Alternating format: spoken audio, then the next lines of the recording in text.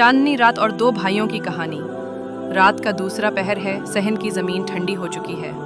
आसमान पर सितारे झिलमिलाते हैं और चांद अपनी खामोश रोशनी से पीपल के दरख्त की शाखों के बीच एक खूबसूरत चादर बिछा रहा है।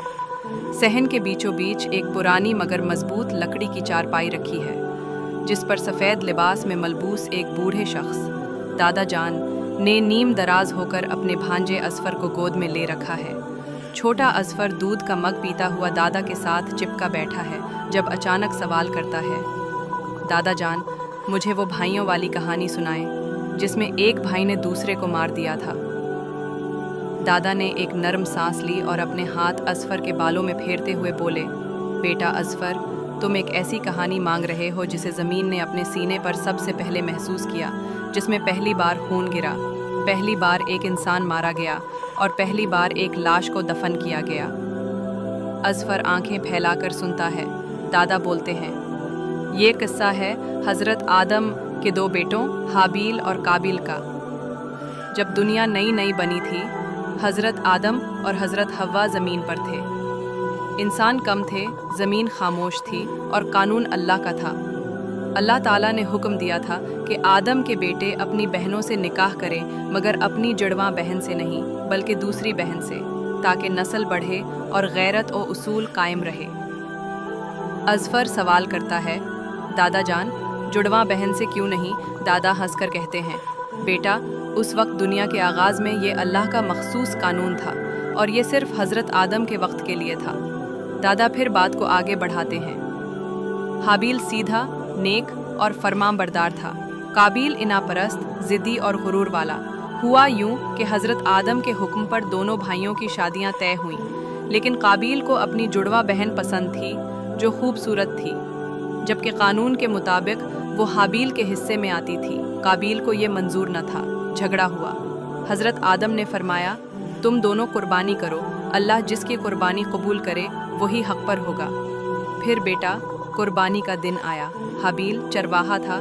इसने अपने रेवड़ का सबसे खूबसूरत फरबा और कीमती बकरा अल्लाह की राह में रखा। आसमान से एक आग की लकीर उतरी और हाबील की कुर्बानी को जलाकर ले गई। काबिल की कुर्बानी वहीं पड़ी रही। अल्लाह ने बता दिया कि कौन पसंदीदा है। असफर की आंखें फैल गईं। फिर काबिल ने किया दादा जान। दादा ने सहन के चांदनी में भीगी ज़मीन को देखा, जैसे उनका दिल भी नम हो गया हो। फिर बेटा, हसद की आग ने काबिल का दिल जला दिया। गुस्से, जलन और इंतकाम ने उसे अंधा कर दिया। उसने कहा, मैं तुम्हें मार डालूंगा। हाबील ने जवाब दिया, अगर तू मुझे कत्ल करने के लिए हाथ बढ़ाएगा तो भी मैं तुझ पर हाथ नहीं उठाऊंगा, क्योंकि मैं अल्लाह से डरता हूँ। मैं चाहता हूँ कि तू गुनाह के साथ जहन्नुम में जाए और मेरा रब मुझे माफ़ करे। दादा ने असफर को गोद में मज़ीद करीब कर लिया। और फिर एक दिन काबिल ने हाबील को तन्हा पाकर उसके सर पर पत्थर मारा। ज़मीन पर खून गिरा। हाबील गिरा और हलाक हो गया। ये इंसानियत की तारीख़ का पहला कत्ल था बेटा। असफर के हाथ दादा की उंगलियों को सख्ती से पकड़ लेते हैं। दादा की आवाज़ में दुख था। काबिल खड़ा रहा, देखता रहा। उसे ना इल्म था कि लाश के साथ क्या करे। वो लाश को घसीटता रहा, पहाड़ों में ले गया, कभी ज़मीन पर रखता, कभी उठाता, मगर उसकी समझ में कुछ ना आ रहा था। तब अल्लाह ने एक कव्वे को भेजा। एक जिंदा कव्वा आया।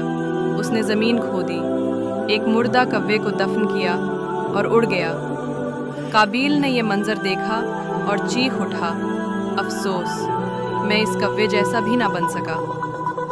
फिर उसने ज़मीन खोदी और हाबील को दफन कर दिया। ज़मीन पर पहली कब्र बनाई गई, पहली तदफीन, पहला कफन और पहला कब्रिस्तान वहीं शुरू हुआ। असफर की आंखों में पानी था। वो सर नीचे किए बैठा था। दादा ने उसके सर पर हाथ रखा और धीरे से कहा, बेटा, इस कहानी में सबक है। हसद सिर्फ दूसरों को नहीं मारता, खुद को भी जला देता है। नेकी हमेशा बुलंद रहती है, चाहे मार दी जाए। काबिल जीत कर भी हार गया और हाबिल मर कर भी जिंदा रहा।